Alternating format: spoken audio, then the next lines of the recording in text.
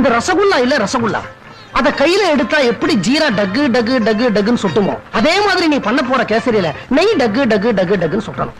அப்புறம் இந்த பாசியில கால வச்சா எப்படி கைன்னு வழுக்குமோ அதே மாதிரி அந்த கேசரிய வாயில வச்சா கைன்னு வழுக்கிட்டு போய் குடல்ல தான் விழணும். யார் குடல்ல? கண்ணம்மா, நான் என் பொண்டாட்டி கிட்ட பேசிக்கிட்டு இருக்கேன், நடுவுல நீ தலையிடாத. உங்க பொண்டாட்டி ஆகிறதுக்கு முன்னாடி இருந்தே நான் இந்த வீட்டுல வேலைக்கு சேர்ந்துட்டேன்.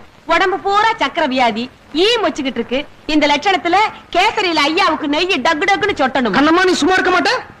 கோதாவரி, பரவங்கள்ல 4 பேர் 4 விதமா இருப்பாங்க. ஆமாமா, நம்ம வீட்டுல எல்லாம் தலைகீழ். பொண்ணு பிடிச்சிருக்குன்னா மாமாவுக்கு வருத்தம் வந்துரும். ஏமா வேற என்ன, பொண்ணு பிடிச்சிருக்குன்னா கல்யாணம் நிச்சயமாயிடும்ல. அப்புறம் அவருக்கு கிடைக்கிற கேசரி பஜ்ஜி இத்தியாதி எல்லாம் கிடைக்காம போயிடுமே, அதான் காரணம். ஆனாலும் பெரியவருக்கு நாக்கு 4 முழம் வளர்ந்துருக்குது. அதுக்கு காரணம் உன் கை மணந்தாமா. வெளியில கல்யாண வீட்டுல சாப்பிடுறதும் சரி, வீட்டுல உன் கையால அவரைக்காய் பொரியல் வச்சு